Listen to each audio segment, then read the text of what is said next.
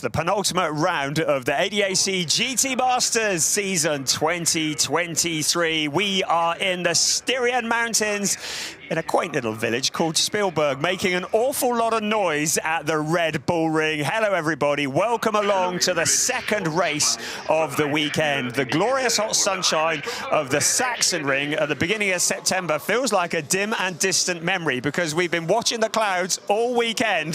The rain has been off, the rain has been on. I have to tell you, at the moment, it is on. We've had spits of rain coming down. You can see it there as we look at the pole-sitting car of Christian Engelhardt. Yes, Christian Engelhardt back in GT Masters. Welcome back, Christian. The 2020 champion, the 16 times winner, has scored his 6th pole position. He did that this morning in significantly drier conditions. That was the car that crossed the line first yesterday, and we celebrated the win for the GRT Grasser Lamborghini, which was driven by Benjamin Heites and Marco Mappelli, and it was in the very late hours of last night that the news came through that the car had been disqualified. They were unable to provide a fuel sample after the race, and worse still, second place, Elias Zeppelin and Salman Vega in the Landgraf Motorsport Mercedes were also disqualified, the car being underweight. So, whilst everybody had gone to bed thinking about the GRT Grasser winners, in fact, it was declared that it was a Bruno Spengler, yes, Bruno Spengler, ex-DTM champion, who joins us this weekend in the DTM, and Maxime Osten, who made his debut in GT Masters yesterday. He's been racing in ADAC GT for Germany this year, and he can now call himself a race winner in the GT Masters because they finished third, but they were elevated to the top step of the podium. So lots of drama happening. We hope that today the car that crosses the line will be the one that stays the winner. It has had some big implications in the championship because that car there, driven by Elias Zeppelin and Salman Vega, is currently sitting at the top of the championship table, but on account of their disqualification yesterday, they are only 26 points ahead. I say only because after today, there are only 56 points available when we head to Hockenheim. There are 84 points available at the start of this weekend, and Elias Zeppelin and Salman Vega are at the top of the championship table. Janis Fischer and Nico Menzel have jumped up into second place as a result of the amendment to the results yesterday. They are 26 points behind Zeppelin and Vega, and Eduardo Cositen and Ben Green, they had a good day yesterday. They were elevated to second place, and they are now on 120 points. That is just 28 points adrift of the championship lead. Now, the reason we are looking at the number 2 car of Ralph Aron is he had problems going to the grid. The car has been in pieces on the grid. The team have been working hard. The HRT, Haupt Racing team, you can see there was a collapse of some sort on the front suspension. They had the car in pieces on the grid, and Ralph Aron, well, it's questionable as to whether he is going to make the start of this race. The car is on the ground, but they did hit the time limit as to when the crews had to clear the car. This is a little bit early. You could see them working. There's a brake disc on the ground there as well. There was some furrowed brows. There was a big round of applause when they put the wet tyre and the wet wheel back onto the car, but I'm not entirely sure that everything is as it should be. So Ralph Aron, a stressful start to the afternoon already, starting from 6th on the grid, and who knows what's going to happen there. We're going to keep an eye on that. We're keeping an eye on the weather because the rain is spitting. Now, which cars are on wet tyres, which are on slicks? Well, your guess is as good as ours because we don't have any major indication. We know that that car there has wet tyres on because we've seen a nice big close-up of it, but the rest of them, I think that looks like wet tyres to me. We're going to find out as this race progresses. It's going to be an exciting hour of racing. This is race 10 of a 12-race season for the ADAC GT Masters, and very shortly we will be starting 2 formation laps. Yes, 2, to give the drivers a chance to get heat into the tyres and into the brakes. We're at the Red Bull Ring in Spielberg, a circuit that's 4.3 kilometers around with 10 turns, 7 to the right, 3 to the left. Lots of undulation, lots of opportunities for overtaking. Chris Hartley, the voice of DTM, alongside me.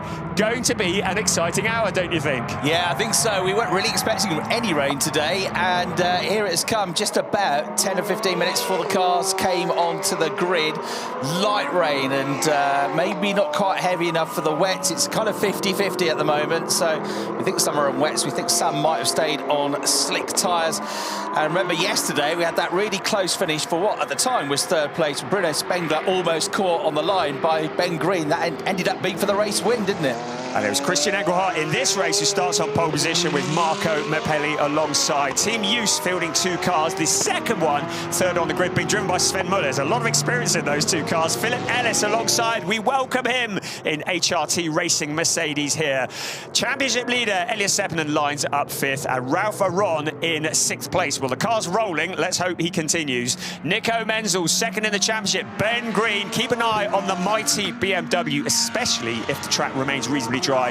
Yesterday's winner, Bruno Spengler, welcome to the GT Masters to him. And John Paul Southern, a driver that we saw in the ADAC GT4 category last year, making his debut in GT3 racing, a completely different discipline of cars. But yes, the weather is going to be the big factor here. Of course, in GT Masters, tyre changes are not normally allowed, but because the race has been declared wet, the drivers do have the option of coming in and changing from wets to slicks or vice versa. As we ride on board with Elias Seppänen, points championship a lot closer than it was at the end of the race yesterday. So still leading by a healthy amount, but you get the feeling that the weather is going to be the big factor here this afternoon. Yeah, of course, they were out qualifying this morning in dry conditions as well, so they get a bit of a feel for it on these 2 formation laps. That's what you get when there's changed conditions between qualifying and a race. But it'll only be on that first lap, the first time you hit the brakes into turn 1, the first time you hit the brakes and deaccelerate from 240 kilometers an hour down to about 50 at turn 3, that you'll find out, you'll discover just how much or maybe how little grip there is. So it's going to be a real adventure. The drivers are going to have to feel their way around for the first couple of laps, but feel their way around at high speed, because if you are too easy into the corners, if you're too easy on the throttle, guarantee there'll be somebody behind you who's a bit more keen and will just sweep past you. Surely not in GT Masters. It's a 60-minute race plus 1 lap. You can see the clock is ticking as a result of the second formation lap. Yesterday's winner, Bruno Spengler, who lines up 9th on the grid, is carrying an extra 20 kilos of success ballast. That is awarded as a result of his win. The other BMW with Ben Green at the wheel has 10 kilos. That is as a result of his 2nd place. And it is Nico Menzel in the Porsche who lines up 7th. He has 5 kilos of extra ballast. Ben Green will be thinking back to this event last year. He got back-to-back wins, a very rare feat in GT Masters, and along with Nicholas Cruton in a Schubert Motorsport BMW, they disappeared off into the distance twice. He would dearly love to do that here, but he's got a lot of work to do. He's a long way back in the pack. He's carrying the success ballast. The cars have been given the order to grid up. So windscreen wipers on. I think the rain has backed off a bit, but it's still a little bit of an issue for them. It's light out there, but the track really hasn't got any surface water on it. You look at it from that and you think that's a bone-dry track, but it doesn't take much precipitation for it to get a little bit sketchy on a slick tyre with all that power, 500+ brake horsepower on these cars. If it's dry, it'd be interesting to see, as you say, the BMWs do, because they look like they've struggled in qualifying this weekend, but they've got great race pace, as we saw from Ben Green yesterday and his teammate Eduardo Cosseteng. Oh, and there's a car pulling off into the pits. That is Bruno Spengler, who's pulled off into the pits. Now, might be they're going to go for a tyre change. Whatever they started on, they might have decided it is wrong. The rest of the field come around turn 10. It's a smooth track. It takes a little while to get the tyres into the temperature window, but out onto the pit straight we come in perfect formation. We're waiting for those 5 red lights to go off, and we are go for race 10 of the season. Christian Engelhardt steps into the lead, heading up the hill into turn 1. The other of the Team Use cars battling through into 2nd place. He got caught on the curbs yesterday. Sven Muller in that car today, and it's Marco Mepelli into 2nd place. The 25 and Nico Menzel challenging hard, but we're racing up towards turn 3 under the heavy braking. Now, how much grip is there? Well, they've all made it so far around the first corner. Menzel going very deep into turn 3. You can see how green greasy the track is, but it's Christian Engelhardt into the lead, and it's Marco Mappelli in second, Sven Muller in third. An awful lot of experience in those 1, 2, 3, and then here comes Nico Menzel on the outside of Philip Ellis into turn 4, trying to make it stick around the outside. Elias Seppänen is behind there. Good to see that Ralph Aron is moving, and is it a competitive situation in the pack of those cars? But Nico Menzel is the car that's on the move. The number 25 Porsche is challenging. There is Ben Green at the back of the pack at the moment. Feels like he's tiptoeing. Yeah, and while that was happening, I was watching out of the window the pit stop for Bruno Spengler. He's changed from wet to slicks, as you can see here. He's only just gone back out, so lost a lot of time. He's just making his way up to turn 2. The race leader about to go into turn 9, so he's half a lap back, but he's decided it's not wet enough. Now, we've definitely seen the Liqui-Moly Engstler Audi look like it was on wet, and the Haupt Mercedes looked like it was on wet. So that'll be okay for now, but they need more rain. There's certainly parts of the circuit that is more damp than others, especially there at the top of the hill at turn 3. That's a big gamble for the FK Performance crew. The fight for third place continues to rage on, and Philip Ellis and Sven Muller getting together. Now, Sven Muller to the inside. Philip Ellis had to get on the brakes. The two cars getting together. They continue on their way. Now, there is the drag race around to turn 2. This is taken absolutely flat out up the hill towards turn 3. It's a steep climb up there. Under braking into the corner. Muller has the line. Ellis will try and power it round the outside, but now Nico Menzel also trying to get involved. It's Menzel who goes to the inside of Philip Ellis, so Menzel taking the position away. So Philip Ellis, a big loser on those first 3 and 4 corners of the circuit. Here comes Christian Engelhardt. Now, the incident that we saw is under investigation. No surprises there. Philip Ellis coming back again around Nico Menzel. Looks like he's got some good grip at the moment. We'll keep one eye on what Bruno Spengler's up to. He'll be a long way back at the moment, riding on board with Nico Menzel. Looks to the outside of Philip Ellis, but in so doing, lets Ralph Aron to have a little look as well.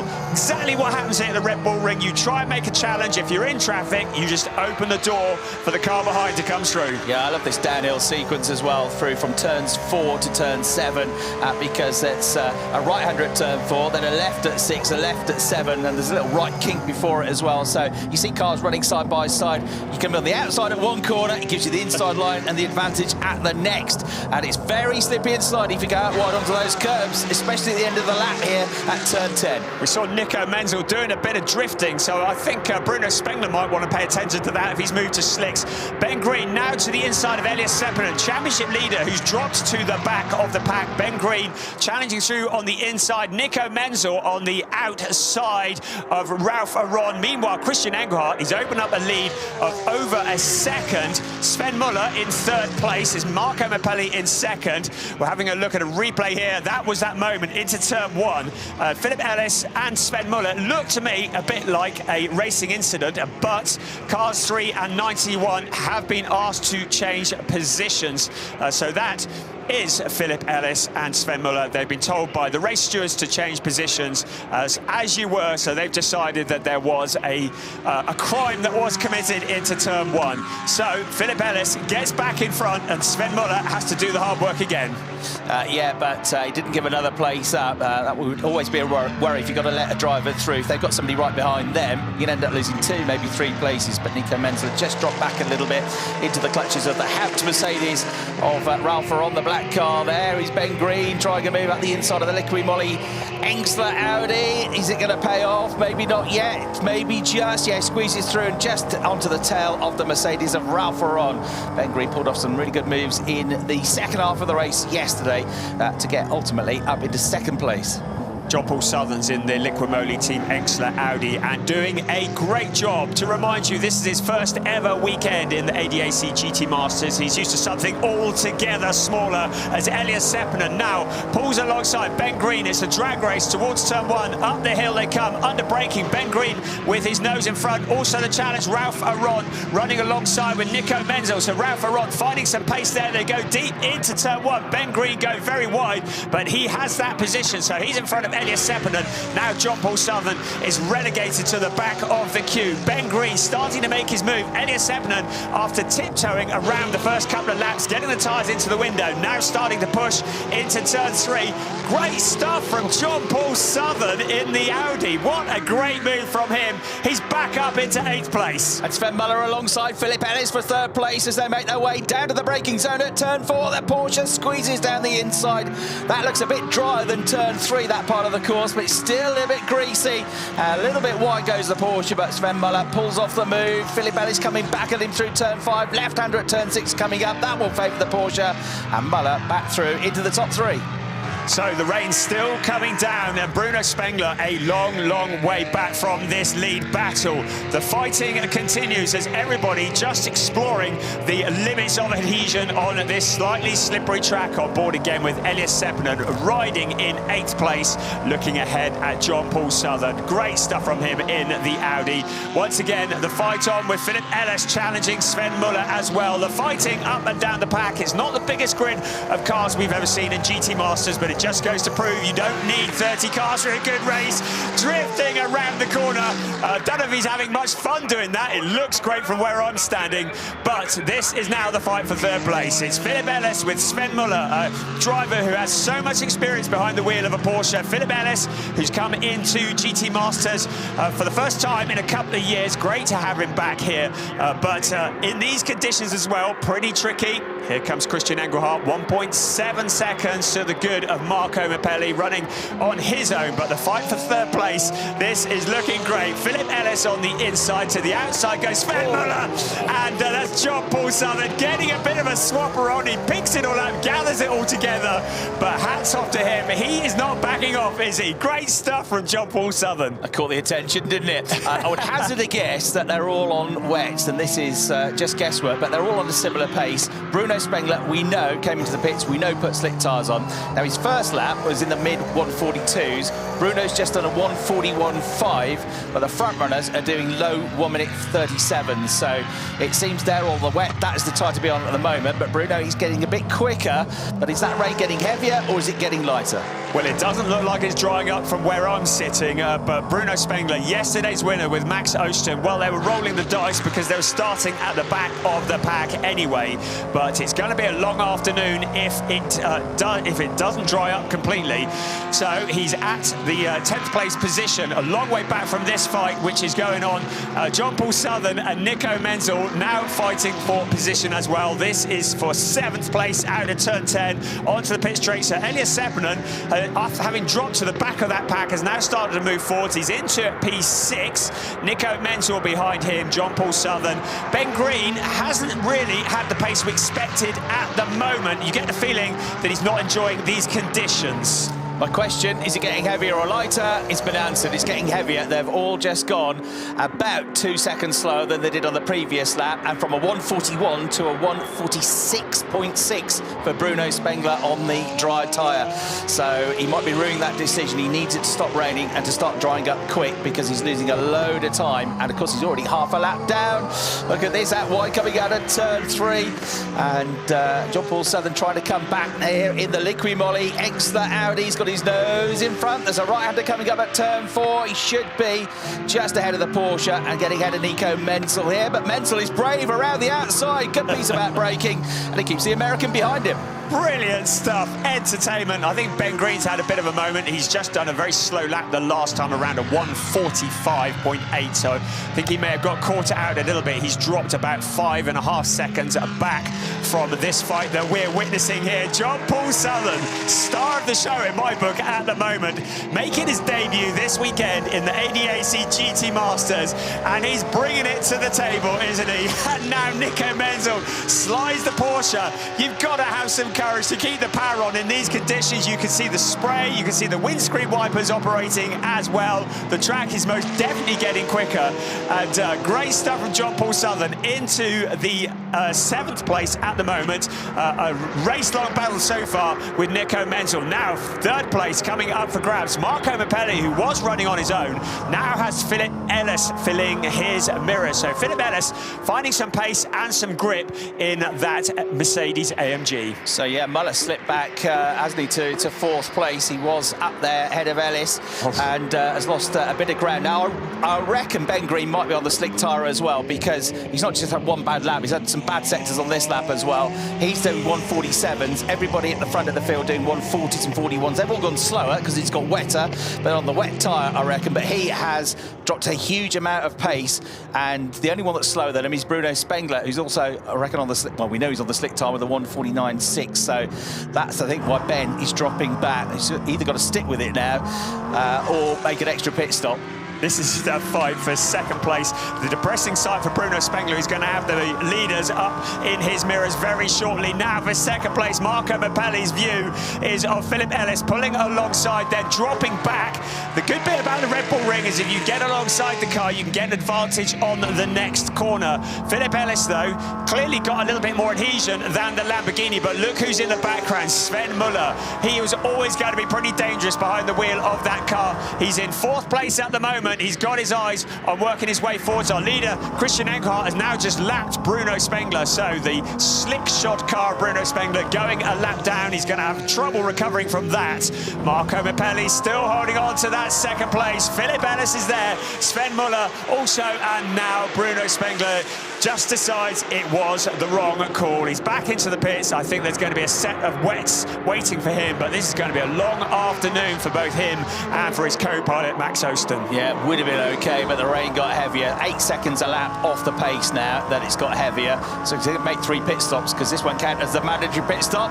Here comes Philip Ellis once again. He's going to sweep past the Lamborghini of Mapelli here for 2nd place. He's got the inside line up at turn 3. They slow down, tippy-toe into the right-hander. Why goes the Lamborghini? He understeers and loses another place as Sven Muller gets him as well. So Mapelli down from 2nd to 4th in the blink of an eye. Engelhardt leads, Ellis 2nd, and then into 3rd place it is Sven Muller. Some serious grip issues going into turn 3. I think no such problem for Christian Engelhardt. You get the feeling it's going to be a team at use 1-2 before too long, because Sven Muller is certainly looking the quickest. The quickest man on the track at the moment is a 1:37.006. That's Christian Engelhardt. So 1:30 just up on the 1:37s.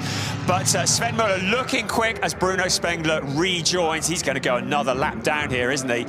So out he comes in 10th place. Of course, points paid down to 10th place, so he will get points for this, but he's not really in the hunt for points. He's here for the first time this year as Elias Seppänen also feels the back end, steps out, he gives it a bit of power, he corrects it, corrects the slide, and then goes on his way towards turn 9. Elias Seppänen, championship leader in 6th place, was jubilant yesterday after that 2nd place, had it cruelly taken away from him.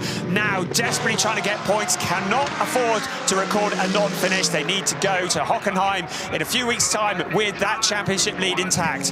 Up towards turn 1 we come. Christian Engelhardt, Philip Ellis, Sven Muller, Marco Mapelli, and there is Marco Mapelli working hard at the wheel of the GRT Grasser Racing Lamborghini out along turn 2. This is a replay as Philip Ellis was on his inside, and that wasn't into turn 2, was it? That was up to turn 3, and Ellis came through, and look who came through in his wake. It was Sven Muller. So Ben Green has opted to stay out. He's nearly 9 seconds off the pace on what I reckon is the slick tyre at the moment. But when Bruno Spengler came in, it was 1 minute and 7 seconds to make the pit stop. So you've got to weigh that up as well. Plus the time it takes you to slow down, get into the pits, speed back up coming out. So if you feel, I know there are some brighter patches in the sky. If you feel at some point soon, in the next 10 laps, it's going to ease up a bit, then it might be worth just sticking with it. But it's going to be on a real knife edge for Ben at the moment. Christian Engelhardt leads by nearly 3 seconds now, masterful in these slippery conditions. His last lap was a 1 minute 40.3, but Philip Ellis, he's on that pace as well, a 1 minute 40.2 for him.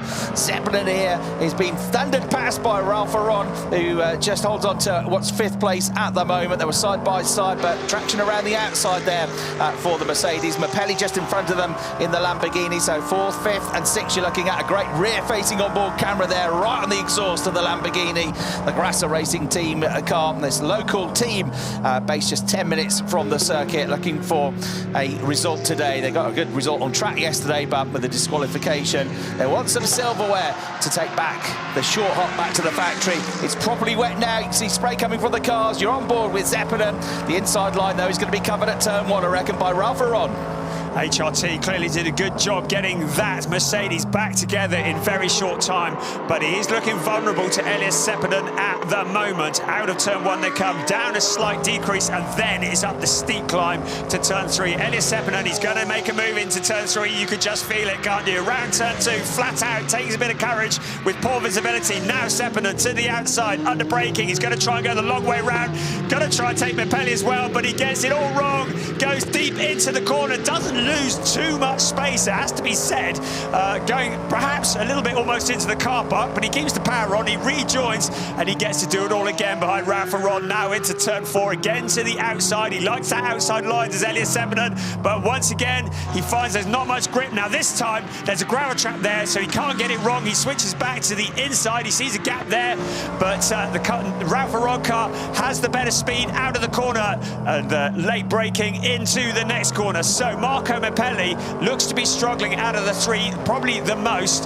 Then it's Ralph Aron, Elias Seppänen monstering him all the way. This is the fight for 4th place. I think Ben Green might have had a moment on that last lap as well. 1 minute 59 for him, 19 seconds off the pace. He's just going to try and get it through the next 6 minutes or so until the pit window, but I think that car will be coming pretty shortly. As soon as that pit window opens, Ralph Aron down the inside, and Marco Mepelli, contact there between the Lamborghini and the Mercedes, but the Estonian driver is through. Sparks flies, the Lamborghini goes over the curbs coming out of turn 10, and Zeppelin now pulls alongside him, and he's going to lose 2 more places.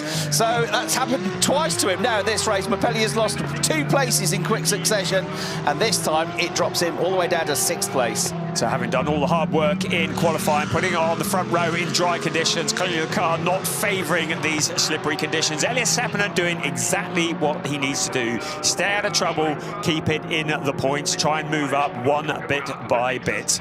It's 40 minutes to go in this race. There is a pit window that will open in about 5 minutes' time. As we see Elias Seppänen now look to the inside of Ralph Aron. Aron has the better traction out of turn 3, but now Seppänen picking up a slipstream down towards turn 4. Not sure they're getting much of a slipstream in these conditions, but there is a bit, I should think.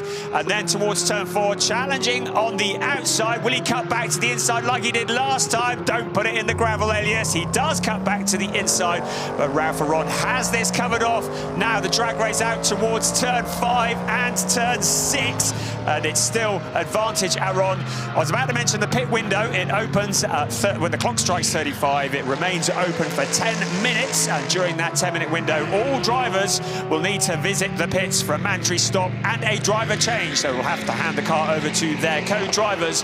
The team will be strategizing when to do that, and with these changeable conditions, when it was going to stop raining, they might want to come in and change to dry tyres, but at the moment it doesn't look like it's going to be doing that. There's a little bit of a shoulder kind of barging, elbows out, come on, get out of the way, I'm coming through. Elias Seppänen had the box seats for that, didn't he? Didn't get involved, waited for them to sort it out, and then made his move. Yeah, just understeered a little bit as he came alongside, understandably so in these conditions. There was the shoulder rubbing, and that was enough to put Mepelli on the back foot and dropping a position. We got Nico Menzel coming across the line, up to 7th as well, ahead of John Paul at Southern. It's also a close battle for 2nd place still between Philip Ellis and Sven Muller. Last lap they did 140.3 and a 140.1. They're matching the lap times of Christian Engelhardt, but they're not able to catch the race leader at the moment. He's 3.7 seconds clear. This fight continuing for 4th and 5th between the 2 Mercedes, and Mepelli on the back foot now. As it's got wetter, he's got into more and more of a struggle, hasn't he? And he's now fallen back into the clutches of Nico Menzel in the Porsche, and John Paul Southern, who's back now to 8th place in the Engstler Audi. You look back from the Lamborghinis, he heads to turn 4. We're about 3 minutes and 20 seconds from the pit window opening. Nico Menzel looks to the outside again, doesn't find much traction, cuts back to the inside. Now, Elias Seppänen once again alongside Ralph Aron.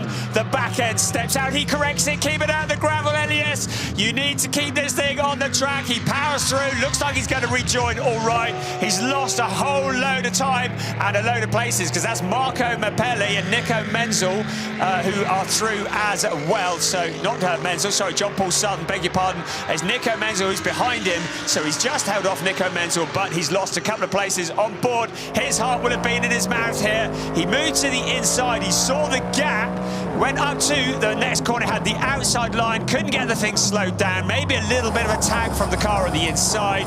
They're powering through the gravel, and was there any contact? Maybe there wasn't contact, just the back end stepping out in the greasy conditions. And Elias, well, he powered on through. I should think that Sam Vega was in the garage watching from behind a cushion, and there is a view from the side of the car. The camera from the side giving us a great perspective, but he kept it going, but he's got a lot of hard work to do now to get back up into that position. And while we were watching that, Menzel must have had a moment. He's done a 1:43.8. He lost a couple of seconds, and we were expecting him to be in front of John Paul Southern. That's where he was the last time we saw, but he's behind. So Menzel 8th place now. Mapelli back up to 5th. John Paul Southern 6th. Zeppelin after that gravelly moment down to 7th, and Menzel also had his own moment in 8th place. And this on the slick tyre is Ben Green, not for the first time, running wide. He's had a couple of very slow laps where he's just turned in. It's like being on ice. You turn in and the car just doesn't want to follow suit. You have to turn the wheel before you get to the corner and wait for it to react, and it's just understeered wide. And what doesn't help here on a damp circuit with slick tyres is the undulation, the fact you're going downhill into a lot of the corners, so the understeer effect becomes even bigger as Ben Green gets back on the power and gets lapped now. Frustrating race for Ben Green after what was a wonderful 2022 visit to the Red Bull Ring, where he won twice here last year in the championship. Yeah, it's a depressing sight when you go a lap down. Well, with the cars with wet tyres are struggling for traction. The ones on slicks, well, I'd say 10 out of 10 for Ben Green, just keeping the thing on the circuit at all. He's doing better than I ever would. Now Elias Seppänen working his way back after that mistake. Marco Mapelli once again has the gold and white Mercedes filling his mirrors. So Seppänen is past John Paul Southern, now along the pit straight. Seppänen clearly has the pace up towards turn 1. Mapelli moves to the inside to block that line there. So Seppänen responds by going to the outside. Nowhere near at the moment. Now out of 1. This will be Elias Seppänen's best opportunity. Around towards the flat out turn 2, and then it'll be up towards turn 3. So will Seppänen move to the side as they go up the hill, try and go round the outside? Yes, he does. Looks like he's got the horsepower and the grunt, but can he get it slowed down this time? Heavy braking, and it's still Mapelli who has the line. Seppänen can't power around the outside. He has to be careful because John Paul Southern is looking eager behind, as is Nico Menzel, ready to jump in. Now Seppänen towards turn 4 on the outside of Marco Mapelli. He breezes past with relative ease. Now, can he get it slowed down? Though he'll have memories of the last time around here. He picks up a little bit of curb, slows it down, and through he goes. Elias Seppänen back up to 5th place. And it's that Ben Green, I think, through the gravel trap from the onboard camera, having another wide moment. Yes, it was. Ben's having an absolute nightmare out there. Pit window open. He'll be diving straight in and getting rid of those slick tyres. So, yeah, it was all about traction, wasn't it, from Zeppelin? He got the power down better coming out of turn 3. And look at this, Sven Muller looking at the inside of Philip Ellis for 2nd place, closer than he's been for a couple of laps now. So great fight going on here. But, yeah, in the wet, you get more opportunities to overtake coming out of corners than you do going into them. It's all about getting that traction down, getting the power down as quickly and as smoothly as you can, whilst avoiding wheel spin and the car getting sideways.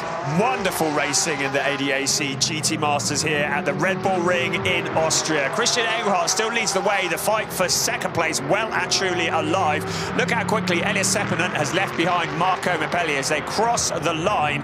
And in that 5th place, he'll be reeling in Ralph Aron once again. This is a replay of Elias Seppänen pulling alongside Marco Mapelli. Lovely angle of Mapelli as we head in towards, I think it was turn 4 under braking. And Seppänen just dropping in front. And there in the distance, you can see Ben Green doing a little bit of racing on the gravel. Now Marco Mapelli with John Paul Southern. He made the challenge, but Southern has now opened the door to Nico Menzel. All about the traction once again. He's able to out-drag him out towards turn 4, but John Paul Southern just in front, but Nico Menzel will have the inside line into the next corner. Will John Paul Southern be able to get it slowed down and go around the outside of Marco Mapelli? No, he can't. And now Menzel looks for his opportunity to try and get through. This is looking back from Marco Mapelli, looking at the side of his exhaust pipe. Finally, John Paul Southern is through. And now Nico Menzel trying to follow as well, but Marco Mapelli shuts the door. The least surprising thing in the world has just happened. Ben Green has been straight in the pits, got rid of the slick tyres, and with Eduardo Cosseteng taking over the wheel. Wet tyres now onto the BMW, but the damage, I'm afraid, has already been done. So fantastic battle going on here between Zeppelin and Mapelli and Southern, and then we've got, well, it was good effort from Southern, wasn't it? And now you've got Menzel going around the outside. I think Mapelli's going to battle for the pits. That's why he's been struggling, hasn't he, in the last 6 or 7 minutes of the race. So the Lamborghini coming in, Benjamin Haiti's getting ready, the Chilean driver, to take over, and he slows the car down to 50 kilometres an hour as he comes into the pit lane now. We're keeping one eye on the pit lane as we look out of our commentary box window as well, just to see what tyres might be coming on or coming off. The GRT Grasser team are also running cars in the DTM this weekend, so a lot of data being shared between the two cars, the two sets of drivers. But Marco Mapelli now, the local team, GRT Grasser, get to work. Of course, tyre changes would not normally be permitted in a stop in GT Masters, but only when it's declared as a wet race can you change from wets to slicks or vice versa. It's Benjamin Haiti's who jumps in. Marco Mapelli, he's probably going to be quite pleased to get away from that one today. It looked like a challenging half an hour out on track. There is a minimum pit stop time. That is why you have a clock ticking down next to the graphic, next to Marco Mapelli's name. It is 65 seconds from pit entry to pit exit. They must not go below that, otherwise there will be a penalty incoming. Marco Mapelli, well, he slams the door, wishes him good luck and says, you need it, mate, you're out there. Now, looks like there is a problem there. So the car is stationary. So what is going on there is a mechanic working on that car. So clearly an issue. He is going to be stationary for a lot longer than he wanted to be. So finally, whatever needs to be done is done. The car fires back up into life, but he is going to have lost probably 20, 25 seconds by the time he hits the pit exit. Here we go, 21, 22, 23. So that is a lengthy pit stop. He's going to be... Oh, he's going to be somewhere near Eduardo Cosseteng at this rate. So slow pit stop for the GRT Grasser team. Benjamin Haiti's now at the wheel of number 63. Altogether costs him a lap. That's Godfrey Grasser there, the team boss, heading back into the garage. So I wonder whatever that issue was maybe distracting or causing a problem for Mapelli, because he definitely lost pace, didn't he, for the last 10, 15 minutes of his stint. Yes, I'd love to actually just, can we get a camera in that office with a microphone, please? Maybe better not. So here comes Christian Engelhardt, our race leader. He is 4.2 seconds clear of second place Philip Ellis. There's Gottfried Grasser looking on. Well, a cup of tea, mate? No, gin and tonic would be good. Let's have a listen. No. It's in German anyway. It's worth a try. So, and then Clement Schmidt there to the left watching as well there, DTM driver. Got a top 6 finish earlier on. It cost a lap then, didn't it, that pit stop? Yes, so it's going to feel like a long afternoon for them. Not so much the problem for Christian Engelhardt. He's building up as big a gap as he can. He'll want to stay out quite late in the pit window. His less experienced teammate, I say teammate, is actually his team boss. Mikael Jus is the co-driver of that car. He's spent the last couple of years directing the team. He's thought, I'll have a go this time. So he's sharing the driving duties with Christian Engelhardt. Great to have Christian back in a GT Masters. He started the season in the DTM this year. Has now switched across to GT Master, one of the most successful people in the history of GT Masters racing, leading this race by nearly 4.5 seconds from Philip Ellis. Right, Nico Menzel into the pits. Janis Fischer will be on standby in the Huber Motorsport garage, waiting for him to come in. There is the white line, hits that. The clock will start now, and Nico Menzel will look for his garage and then come to a stop. And it'll be Janis Fischer who will be getting ready to come sprinting out of the garage. He cannot come too early. If he comes out too early, they will pick up a penalty. Out he comes, tears the door open, and he'll tear Nico Menzel out of the car. Any adjustments that need to be made, not too many. Right, into the car, gets Janis Fischer. Now Nico Menzel helping him to get buckled up, plugged in, passing over any information. There's a good double angle there. You can see the camera pointing back at Janis Fischer as well on the picture on the left-hand side. The net is put across. Case of what might have been for Bruno Spengler, fastest man on the track at the moment, 139.388. If only they hadn't started on the slick tire, or if only it hadn't rained more. It's drying up though, because they're into the mid 139s now. They were into the 141s, so it's beginning to dry up. Whether it'll dry up enough for them to think slick tires, I highly doubt actually. It took a long while to dry up when we had the rain yesterday during the morning session. It took a good couple of hours before all the damp patches went away. I'd say Janis Fischer looking a bit early. I'm not sure whether our graphic might be a little bit behind here, because he's reached the pit exit already. So yes, our graphic's saying plus 2.4. It's not a worry, gone below the minimum pit stop time there. So onto the pit exit comes Janis Fischer. You can see him now focused on the track. Nico Menzel's job is done for the weekend. He can focus on Hockenheim. No such luck for Janis Fischer. In comes Ralph Aron. He will be handing over to Alan Valente. Elias Seppänen also in. Salman Vega will be waiting in the blocks to jump in on that car. Still, Christian Engelhardt leads the way. He's got 2.25 minutes, so he's going to have to come round next time. He's up at turn 3 at the moment, so he's going to have to come in next time, as is second place Philip Ellis. But to a stop comes Ralph Aron. Alan Valente waiting to jump into the seat of the car, the driver from Switzerland, who has been enjoying his time in ADAC GT Masters this year. Now into the seat, as indeed is Salman Ovega. The Ovegas, the racing family. We've seen Hamza in the prototypes. We've seen Yusuf, that is, in the DTM, and there is Salman in the GT Masters. A lot of smoke coming from the brakes. There's moisture, there's heat. You get the two together, lots of smoke as well. Zepplin's on his way. It's going to be close, this, but not Zeppelin, he's swapped over, but the Mercedes still close together, and they're going to be pretty close to that pit stop time. Well, Valente goes through 1.8 seconds over. Yeah, Vega 1.1. They gained a bit of time there, but didn't gain the position in the end. Bruno Spengler's run comes to an end. He comes to the pits. We also had John Paul Southern coming in his Audi to make his pit stop as well. But the top three, Engelhardt, Ellis and Muller, have stayed out. They are the more pro drivers, so you'd expect them to stay out as long as they can in this pit window. But they're going to have to come in soon, because we're just into the last 50 seconds or so now. Slick tyres on standby. They're not going to do another tyre change, are they? Surely not.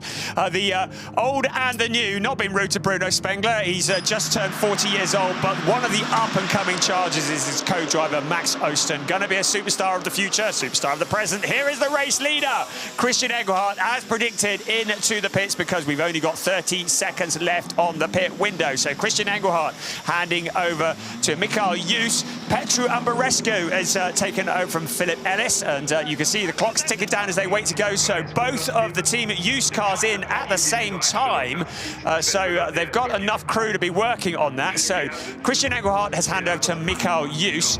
Sven Muller has handed over to Finn Gersitz, and yesterday Sven Muller didn't even get a stint at the wheel of that car, because Finn Gersitz had been in an accident, so he's had his stint. But Finn Gersitz will now take over, but the white Mercedes pulls out in front, so Petru Umbarescu has managed to retain position there, and Finn Gersitz has got the work to do. That was tight though, wasn't it? Yes. And it's all going to be about how brave they are getting the cars up to speed now as they go back out. Of course, they've stayed on the same wet tyres. How quick can the drivers switch on this out lap? Could there be that change for second place? There is Bruno Spengler out of the car. Very, very frustrating stint for him.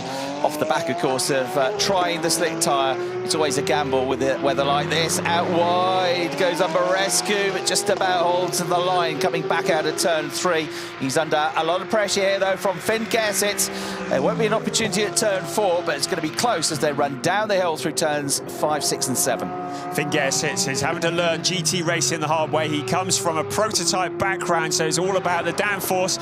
Now the grip comes from a completely different place, and in the rain it's testing everything he's learnt, but with the master Sven Muller teaching him everything that he has. That Finn Gersitz has made great progress in that car. But here he is now trying to push his way forwards. Here is Eduardo Cossetang, who's taken over from Ben Green. So he's found a route past Benjamin Heites. So Benjamin Heites in 8th place, so that is now 8th place to Eduardo Cosseteng, as Benjamin Heites is relegated to position. You feel as though that BMW has got the pace, it's starting to switch on a bit. The lap times, well, he's up with the leaders in terms of lap time now, but Eduardo Cosseteng, a lot of work to do from there. Yeah, trouble is Cosseteng's unlapping himself because of all the dramas that they had on the slick tyre with Ben Green earlier on. So just go for it now. Just go and see if you can enjoy the race and get some quick times in, and see if anybody falls out of the race and you pick up a few extra points. But certainly the car looking in good nick now. The track drying up, but if you go wide, look how wet it is on the curbs.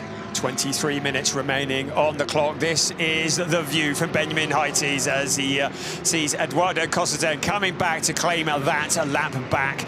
But points are being paid to every car that crosses the line. Max Osten in 10th place at the moment. Of course, yesterday's winner.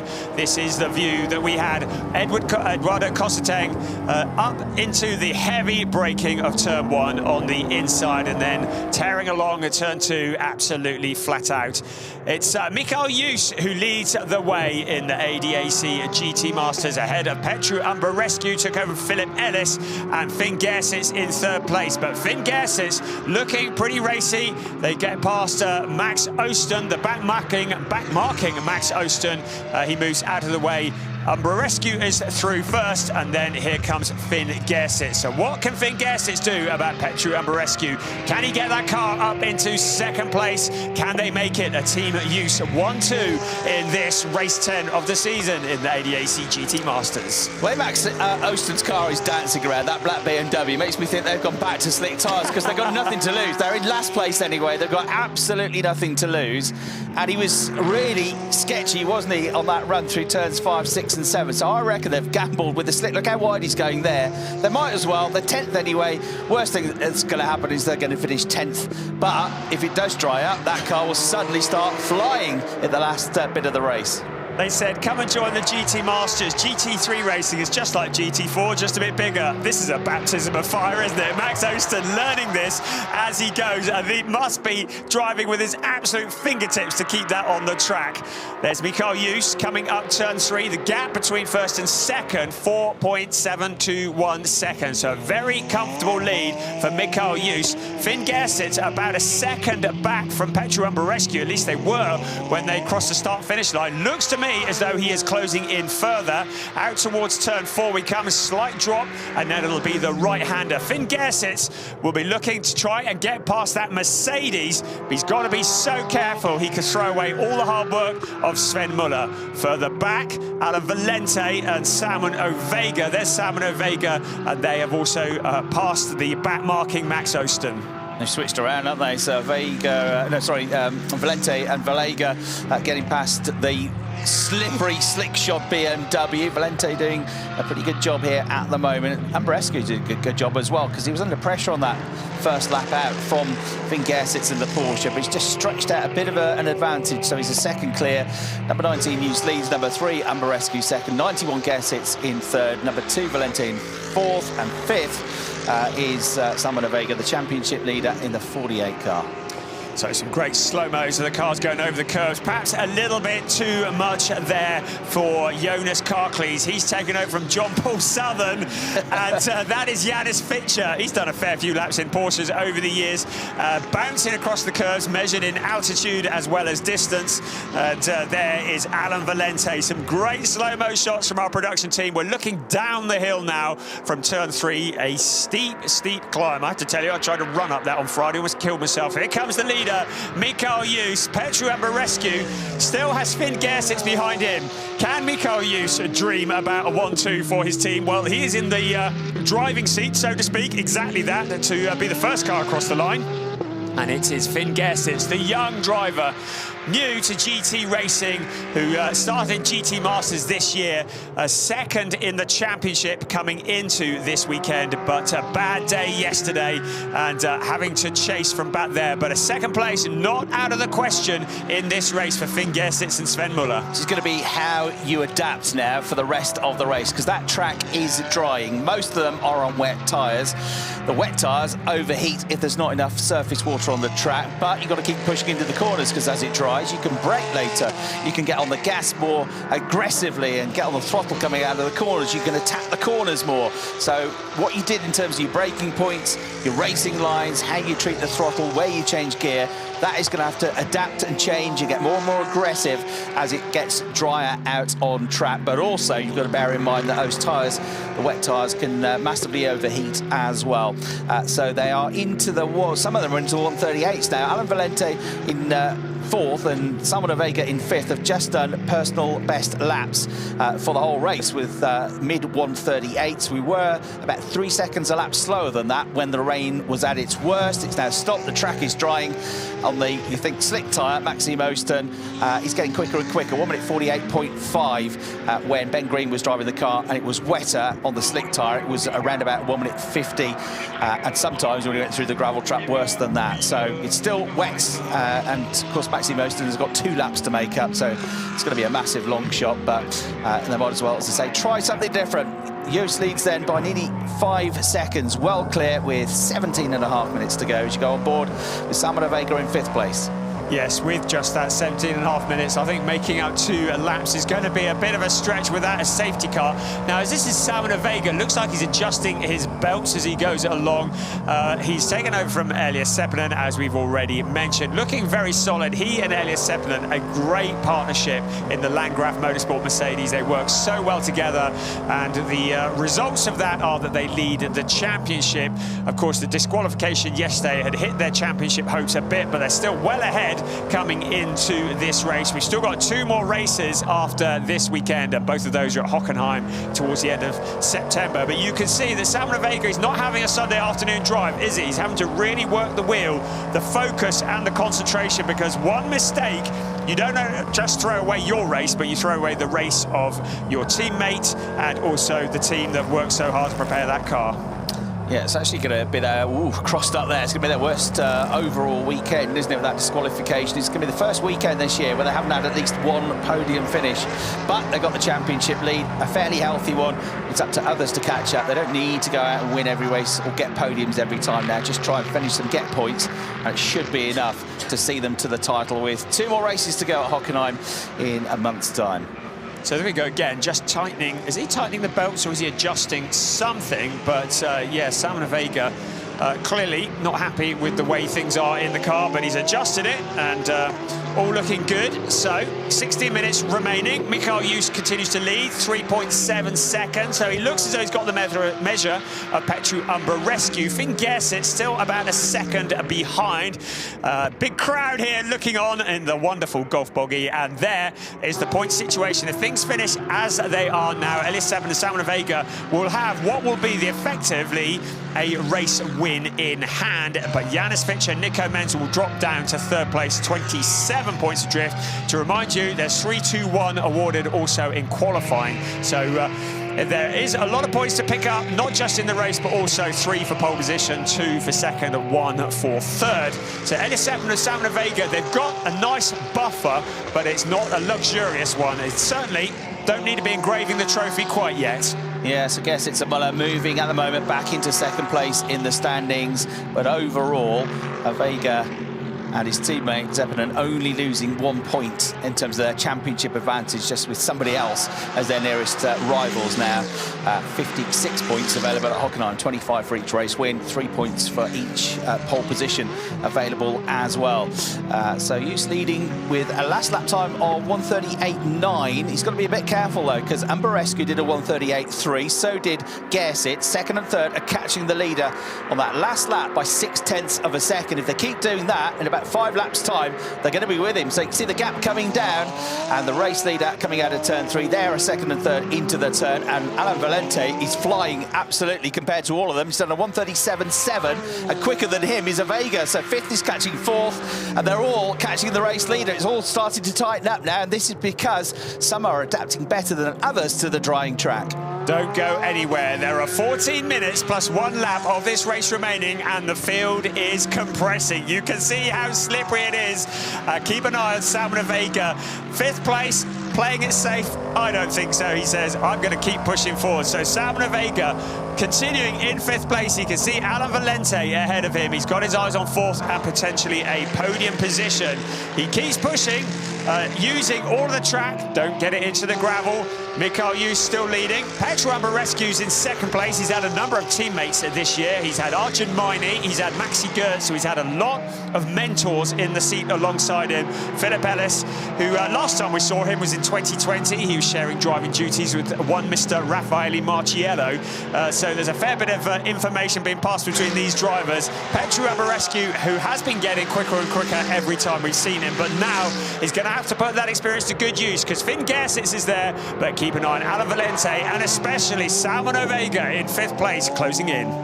Used the race leader, 138.2, 137.7, half a second quicker for the Mercedes of Ambarescu in 2nd place, a 138.1 for Gersitz, a 137.7 for Valente. So 2nd and 4th are the 2 quickest out there at the moment. The Mercedes quicker than both of the Porsches. This is all starting to tighten up. 12 minutes 49 seconds left to go, and quite a few of the cars now setting personal bests on the wet tyres, with the drying track now starting to form a very dry line. There's a lot less spray, if any, now coming from the backs of the cars, isn't there? Yes, and the BMWs will be thinking, why didn't we just do this a little bit later in the race? In 9th and 10th place, Eduardo Cosateng and Max Osten still a long way back, a lap down, couple of laps down from the race leaders, and really out of contention of a podium here. But this is still very much game on. Mikhail Yus in control, having taken over from pole sitter Christian Engelhardt. Petru Ambarescu, who has taken over from Philip Ellis, and Finn Gersitz, the young 18-year-old driver who took part in the 2022 WEC postseason rookie test. He's been supported by the ADAC Sport Foundation.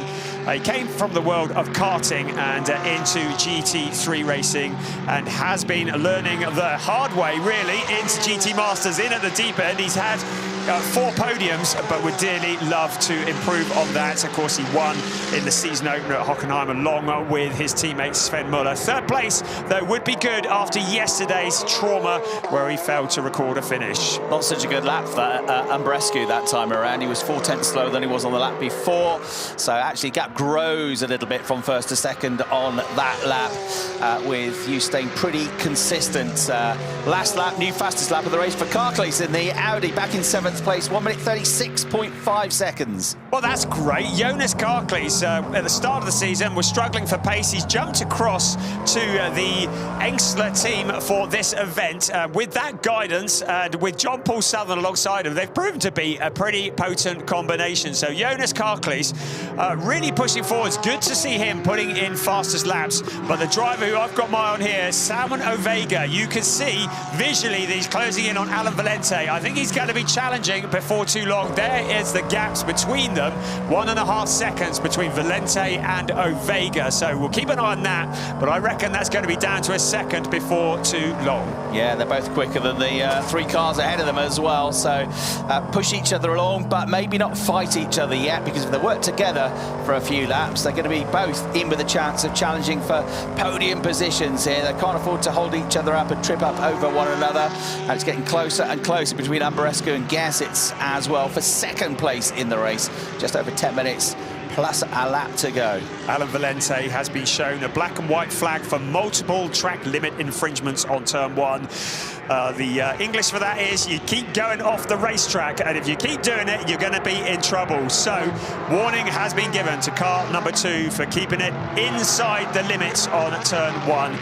That just shows how hard he is trying as he tries to fend off Salmon Vega coming up behind. There's Janis Fitcher in 6th place, and the very impressive Jonas Carclays in the Engsler Motorsport Audi. Here we go, 1, 2, 3, 4, 5 cars, all coming up into turn 3, all very much in contention for a podium. Then there's the gap back to 6th place, Janis Fitcher.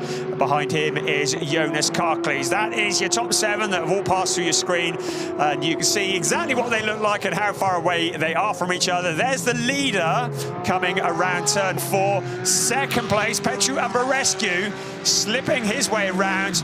Finn Gersitz Well, he's trying all that he can, but he needs to keep it on the track. You don't score any points from the gravel trap. Alan Valente behind him, Salmon Ovega. The gap is closing up. I think we are going to get a battle for 4th place very soon indeed. Salmon Ovega in 5th place was a second quicker than the race leader on that last lap, so he's the quickest one in the lead group. He's not the quickest driver on track, because again, Carclays has just done a new absolute best lap of the race in 7th in the Audi with a 136.3, but it is very much a case of 5th catching 4th, 4th catching 3rd, and everybody catching the race leader. He's continuing to tighten up here, but Ovega is the one that's consistently up there. He's pushing along Valente as well as they go through. So across the line they go again. Use has responded with a 137.7, same lap time for Ambrescu in 2nd, 2/10 quicker for Gersitz in 3rd, a 137.1 for Valente, more than half a second quicker than the race leader, and a 136.8 for Ovega. So again, he's nearly a second quicker than the race leader. He's flashing his lights down in the number 48 Mercedes there in 5th place. He'll be with them soon. Try to distract them, try everything you can. I hate to be a doom-monger, but I can see some spots of rain falling again as we look at Finn Gersitz hanging the back end out, trying to keep it all together. Ahead of him, Petru Ambarescu also searching for a bit of traction, but I think there might be some more rain in the air. We've only got 7 3/4 minutes plus 1 lap of this race remaining, but it could all change yet as Petru Ambarescu goes very deep into the corner. Finn Gersitz not really close enough to do anything about it. Alan Valente is similarly under increasing pressure. Salmon Ovega looks to the outside, looks to the inside, turns 6. And it's Valente in front at the moment. Salmon Ovega taking a completely different line. There we have 2nd, 3rd, 4th and 5th all running together on the track. Petru Ambarescu coming under pressure. Finn Gersitz, he was so disappointed after yesterday's non-finish. Now heading out towards turn 9. He goes to the outside. Can he get it slowed down to try and go around the outside? He cuts back to the inside into turn 10. Now onto the pit straight. He has the line. He'll remember the wheel banging yesterday is what's ruined his race, but he's alongside now. He steals the position away into 2nd place, but here comes Salmon Ovega as well alongside Alan Valente, 3 abreast almost, heading up towards turn 1. Salmon Ovega on the outside. Is he going to power it around the outside? No, he doesn't. Petru Ambarescu losing out to Alan Valente. Now the drag race around turn 2 up towards turn 3. This is allowing Finn Gersitz to break clear. Salmon Ovega watching on from behind. Mercedes versus Mercedes. They're both in the same team, so don't take each other out. The 2 HRT cars breaking into turn 3. Advantage Valente, but now Salmon Ovega trying to come through on the exit of turn 3 as well. Great racing here. Vega's got the inside line for turn 4, so Ambarescu's going to drop another place here, likely. He'll be down to 5th in the white Mercedes, unless he can brave it around the outside. Vega down the inside into turn 4. Left-hander coming up eventually at turn 6. If he can just stay there, Ambarescu, he might just hold on to 4th place. Through the right-hand kink, they go at turn 5 into the left-hander at turn 6, but no, Vega is too far clear. He gets his nose in front, but he goes out wide. As they go down to the next left-hander at turn 7, he's done it though, he covers off the line, and Vega goes through into 4th place. Incidentally, the slick tyre is now the one to be on. Maxime Osten has set the new fastest lap of the race on the slicks with a 134.5, except he's 2 laps down. So the doommongers amongst us who thought it was going to rain, it clearly has stopped again. There are 3 Mercedes in this race, and they're all trying to occupy the same bit of track. It's Alan Valente who has the advantage at the moment, but I think Salmon Ovega has still got plans to get himself and Elias Seppänen into something near a podium position. He's running out of time though, a little over 5 minutes plus 1 lap. Mikael Use appears to have this under control. Finn Gersitz in 2nd, so a team used by Race Motion 1-2 as Salmon Ovega disappears off into the countryside. He comes back on again, needs to be careful. Track limits into turn 1, a regular theme up towards turn 3. Here comes Mikael Use. Finn Gersitz in a solid 2nd place. He'll have to be happy with that, surely. Alan Valente in 3rd, but that is really under threat now. Salmon Ovega trying to get himself and his co-driver Elias Seppänen onto the podium. They want to make up for yesterday's disappointment.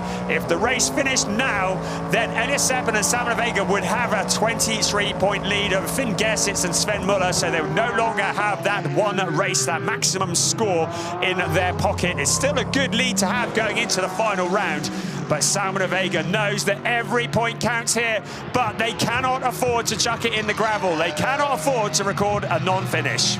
He's up for that podium, though, isn't he? And he's all over the back of the black Mercedes, the HRT Mercedes of Alan Valente, which was started in the race by Ralph Ferron. What a great job the team did to get that car in the race at all, given it was on 3 wheels on the formation lap. That was a terrific effort, and the huge pressure from the team on the grid to get the car fixed. Can they get a podium and some silverware out of it? Well, for now, 3rd place for Valente, but Vega is definitely the quicker of the two. He carries so much speed up the hill, and he's so good on the brakes into turn 3. It's going to be hard to keep at bay. He does the same at turn 4.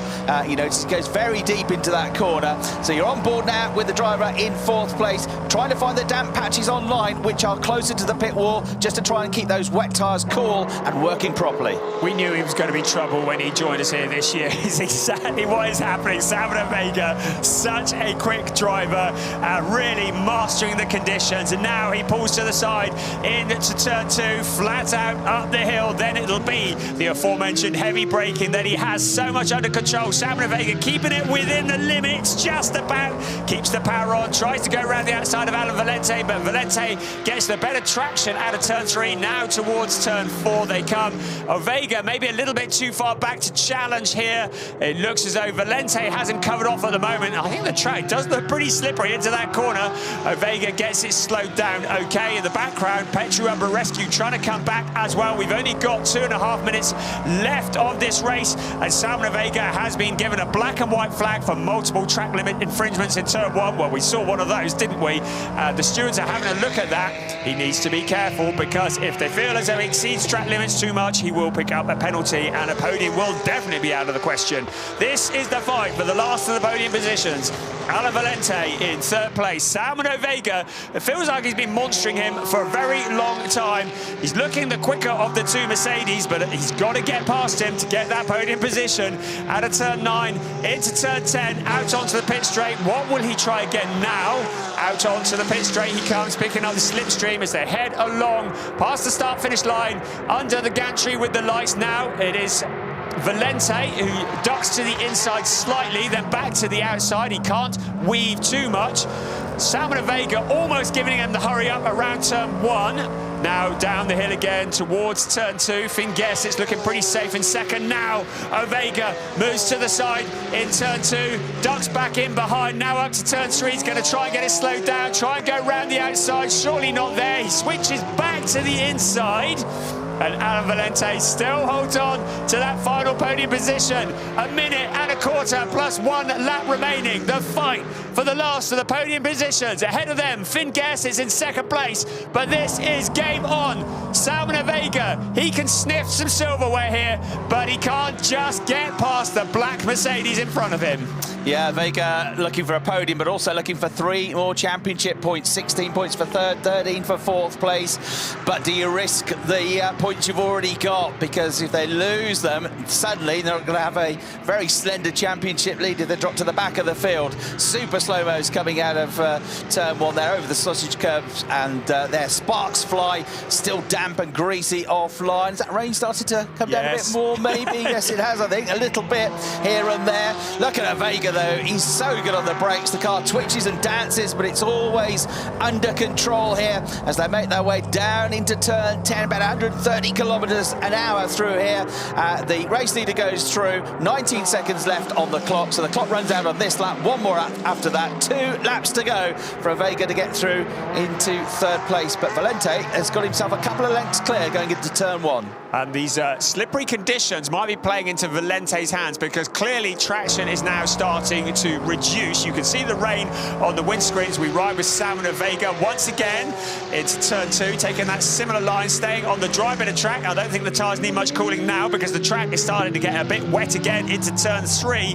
Nothing too bold. It's so important important that he brings this home and that he doesn't have a DNF, but just the incentive of a podium position, those points that he really, really wants. Ahead of him, Alan Valente, the light flashing on the Mercedes into turn 4. Now Vega goes to the outside, he gets it slowed down, but he's still no closer to the car in front, exploring to see where he can make his final move the next time around perhaps. But Alan Valente in that 3rd place. Now Salvador Vega closer again around towards turn 6 and then to turn 7, the downhill section all the way through till turn 8 and 9.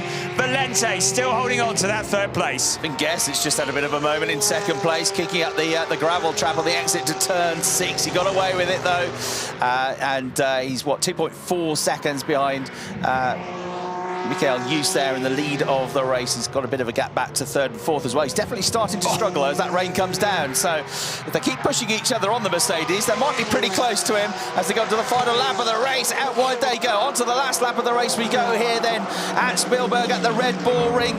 Michael Hughes, the race leader, 1.8 seconds clear. There's a 1.8 second gap back from 2nd to 3rd, and this is the battle for 3rd place. Vega makes contact with the number 2 car, Valente, which is sent round into a spin at the start of the last lap of the race. This is exactly what he didn't need. Controversy. He's got that podium positions, but the stewards are going to be looking at this as the leader heads up towards turn 3. Valente fires the car back up again. Let's have a replay here. Was there a gap? Well, from the angle we were looking at, it's very difficult to say, but Valente shut the door, and Vega, well, this will give us a better view. There was a gap. I don't think there was. It's a long way back, wasn't it? Yeah, and I have a horrible feeling that Salvador Vega might be staring down the barrel of a penalty once this race is over. It's exactly what he didn't need. Now, I don't think he's damaged the car. He continues on his way, as indeed does Alan Valente, but the stewards have already said they're going to be looking at this, so there may be more trauma to come once the checkered flag has fallen. No such problems for Michael Hughes. He and his team lead this race. Michael Hughes' car in the lead, and his fellow car being driven by the young Finn Gersitz in 2nd place. Team used by Race Motion taking control of this. It was Christian Engelhardt who put that car on pole position this morning in some very different conditions. It was Michael Hughes who took over the driving duties after the pit stop, and it's Michael Hughes who comes out to turn 10 to receive the checkered flag and win race 10 of the season. Finn Gersitz and Sven Muller cross the line in 2nd place.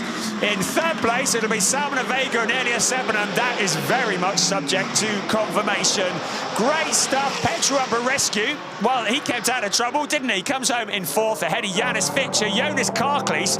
Great result for them, 6th place. Alan Valente recovers for 7th ahead of Benjamin Heites, Eduardo Cosseteng, Max Osten. We're still waiting for Heites, Cosseteng and Osten. Well, Osten has crossed the line a lap down, so we're just waiting for Eduardo Cosseteng to cross the line, and then that will be it. But a 1-2 for team use by Race Motion. Alan Valente has crossed the line but stopped just after the line on the start-finish straight with damage to the car. Is the right rear corner that took the hit, wasn't it, from a Vega who looked at the inside. Whether he just couldn't slow the car down in time, whether he was really going for a gap, I'm not sure, but he was never alongside. And a penalty lap 3 times, replaced by a 15-second penalty for a Vega. That's going to drop him down the order off the podium. And so Ambarescu and his teammate Philip Ellis will be promoted into 3rd place and onto the podium. And there's a not very happy Alan Valente who's very angry with that, back down in the pits, being told to just keep it cool by his team at HRT. Yeah, he wants to go and have a word. Probably a good idea not to. That's a little bit frowned upon by the ADAC. I think the punishments are to be dished out in the stewards' room and nowhere else. And it certainly is a punishment because Salvador Vega and Elias Sebenham as Ralph Aron just throwing a hand of comfort as well. But there's Arjun Miney there as well. Hello, Arjun. So, yes, the penalty is going to come to Elias Sebenham and Salvador Vega. They were leading the championship, and that move, Salvador Vega, he saw the gap, and it was tempting, wasn't it? And he saw it there and he went for it. It was way too optimistic. The view on board showed us that the gap had long since closed by the time he tried to fill it, and that is their podium out of the window. They've dropped down to 6th place as a result of that penalty. It elevates Petru Umberescu and Philip Ellis on his return to the ADAC GT Masters into the last of the podium positions. Finn Gersitz and Sven Muller, some consolation after a difficult day yesterday, and a win on a debut weekend in GT Masters for Mikael Joos and the veteran Christian Engelhardt. Look what that does. Oh, that's the classification. I was going to look at the championship. That'll come up in a bit. Mikael Joos and Finn Gersitz, Petru Umberescu, Janis Fischer, Jonas Karkli, Salman Ovega through into 6th place. Such a shame, because Ovega was set for a good points haul, but now he's hemorrhaged the loads as a result of that penalty. Yeah, with Gersitz and Muller coming home in 2nd place.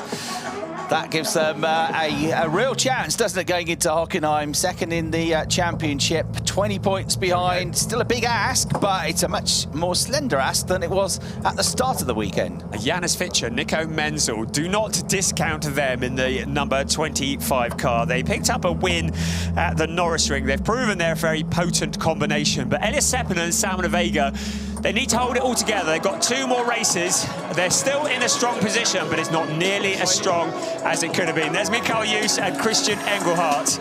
Great job from them. Mikael Joos making his return to the GT3 racing, and he's made 2 guest appearances in 2020 in the GT Masters. That was at Nürburgring and Hockenheim, alongside Julian Andlau and Marco Holzer. He finished 12th on both occasions. 3 years later, he's back, and he's got himself his first win. Christian Engelhardt, the 2020 champion in ADAC GT Masters, as we've already mentioned. He has won 16, make that 17 times in GT Masters. And there's Petru Umberescu, and that is his 3rd podium of the season. Brilliant stuff. Well, that was exciting, wasn't it? Yeah, the rain was tricky, wasn't it? There wasn't a lot of it, but it was enough with the changeable conditions, getting drier, getting wetter again, getting drier at the end, and it really kept the drivers on their toes. And those that gambled with the slick tyres just didn't pay off for them in the end. And even though Maxi Mostyn got the fastest lap of the race, of course, had to come in and out of the pits to change tyres. So good job done by Joos there in that 2nd half of the race. Just controlled the gap, didn't he, after that excellent start to the race and excellent qualifying from his teammate Christian Engelhardt. Finn Gersitz coming home in 2nd place, picking up those very crucial 20 points. Sven Muller, his teammate, had that really good battle with Philip Ellis in the 1st half of the race as well, didn't they, as they battled for a podium position.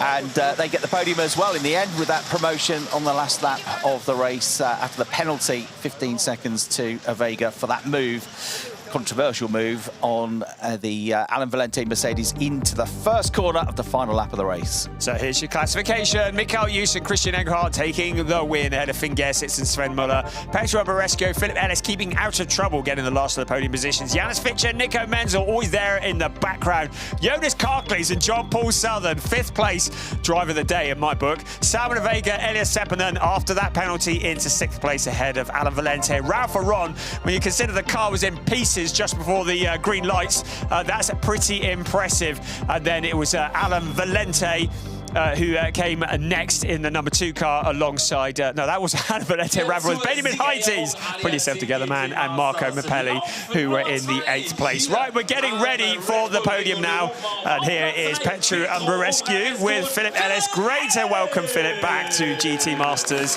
Really popular driver. He's registered in Switzerland, Germany, and England, so I don't know which national anthem they'd play for him, but he's with Petru Umberescu and with the team anthem anyway. On the 3rd step of the podium, onto the 2nd step, Finn Gersitz. Good to see the smile back on his face. He seems to have lost Sven Muller. I think Sven's probably gone for it. He's probably hiding somewhere. He's too scared to look at the screen. Here we go. Top step of the podium. Well, we've got 3 of the 4 Race Motion drivers. Team used by Race Motion drivers. Oh, here's Christian. Here is Sven Muller, lastminute.com. Yeah, okay. Here he is. A representative from Team Use, and they have had a perfect day here at the Red Bull Ring. It's time for the national anthem. Hymne der Bundesrepublik Deutschland.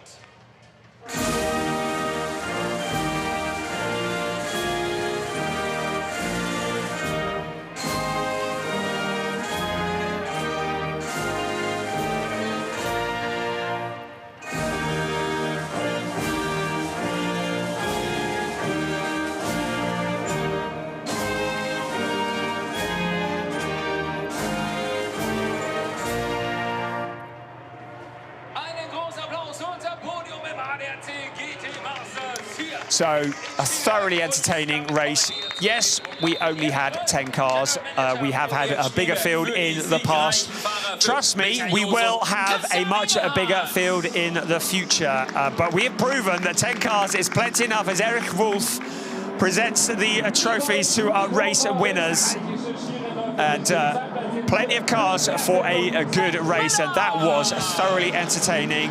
Nico Schmidhofer from the Österreich region presenting trophies to second place Sven Muller and Finn Guess. It's great trophies, those. You distract him, I'll nick one. There is the third place trophies being awarded to Petru Rescue and Philip Ellis. And there'll be a trophy also for team use by Race Motion, so they'll need a wheelbarrow to get that lot home at the end of the day. Holding it high. And the celebrations as the rain comes down here once again at the Red Bull Ring. Photos to be taken first, and then the celebrations will start. And then when all that has died down, our focus will turn to round 6. We have 2 more races left in this that has been a fantastic season so far in the ADAC GT Masters. It will be the 20th to the 22nd of October at the Hockenheim Ring. It will be races 11 and 12, and it'll be on this weekend that we will find out the identity of the drivers who will succeed Raffaele Marciello as the champions in the ADAC GT Masters. It's all to play for. Elias Seppänen and Salmon Vega lead the points, but it is all hanging by a thread. We're looking again at a slow-mo of the Petru Rescue and Philip Ellis car. Finn Gersitz and Sven Muller, who had the second place, a good solid drive from them for team use by Race Motion. There we go, Finn Gersitz and Sven Muller, and the very identical car, not number 91, but number 19, with Mikael Jus and Christian Engelhardt at the wheel that took the top step of the podium. It was Christian Engelhardt who put it on pole position.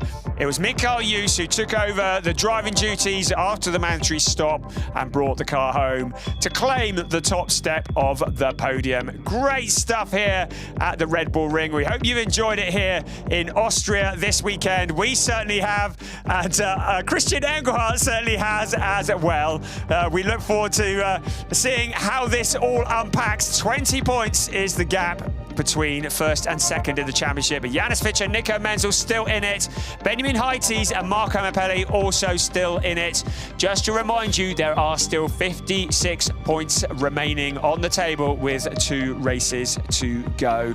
So still very much all to play for, and it could all change the next time we gather at the Hockenheim Ring. The view from the car, Salmon Vega, and it was the car that caused the controversy. Yeah. The frustration as making comments about Zandvoort there, I think, was it? But yeah, Salmon Vega clearly very frustrated. It was looking so solid for that 4th place, potentially a podium, but a fairly optimistic move into turn 1, and he's just chilling out in the car for a bit. The rain starting to come down here now at the Red Bull Ring, and the crowd have been thoroughly entertained. We certainly have. It's been 2 great races here in Austria. We bring the season to a close on the 20th to the 22nd of October. It will be the grand finale. We will find out the identity of the 2023 champions of the ADAC GT Masters. Join us then in round 6 in Hockenheim. See you then. Bye-bye.